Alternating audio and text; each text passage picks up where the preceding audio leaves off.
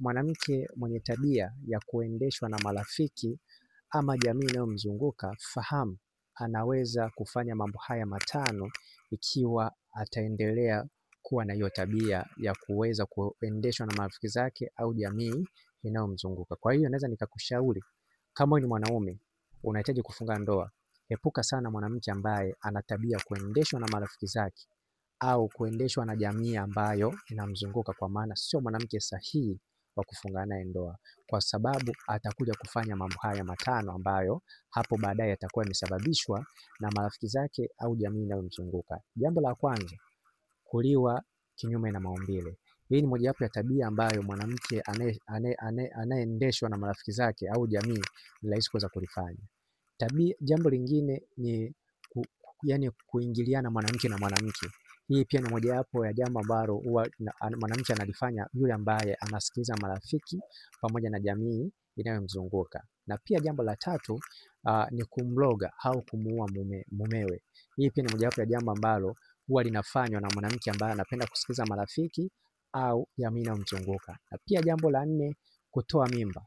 Hii pia ni mojawapo ya jambo ambalo huwa linafanywa na mwanamke ambaye anapenda sana kusikiliza marafiki ama jamii inayomzunguka. Na pia jambo la tano ni kutompa mwanaume muda, yani kama yupo katika ndoa, kutompa muda mwafaka, yani muda wa kuishi pamoja, wa kula bata pamoja, kwa sababu ya kuwasikiliza marafiki pamoja na jamii inayowazunguka, kwa sababu akiwa na marafiki ambao hawapi muda waume zao, basi na yeye ataweza kuiga. Kwa hiyo pia hii ni mojawapo ya jambo ambalo mwanamke ataweza kuliiga. Na pia jambo lingine, kuiga tabia ambazo ni za kipuuzi, mfano kuvuta sigara, kuvuta shisha, kuvuta bangi, kutumia madawa kulevya.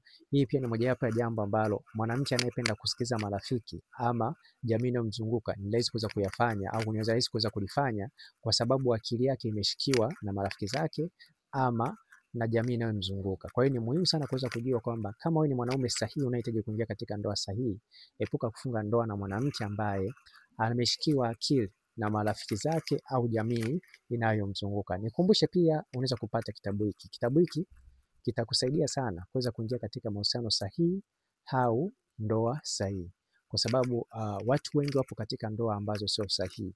Lakini ukipata hiki kitabu na ukakisoma na ukaishi ile misingi ambayo imeandikwa katika hiki kitabu, kama utampata mtu sahihi wa kufunga naye ndoa, basi utaifurahia ndoa, kwa sababu 80% ya wanawake pamoja na wanaume kwa kizazi chetu hawastahili kuingia katika ndoa.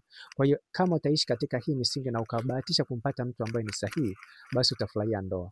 Kwa hiyo ni muhimu sana kuweza kufahamu kwamba hiki kitabu kina umuhimu sana uweze kukipata. Ni shilingi 15,000.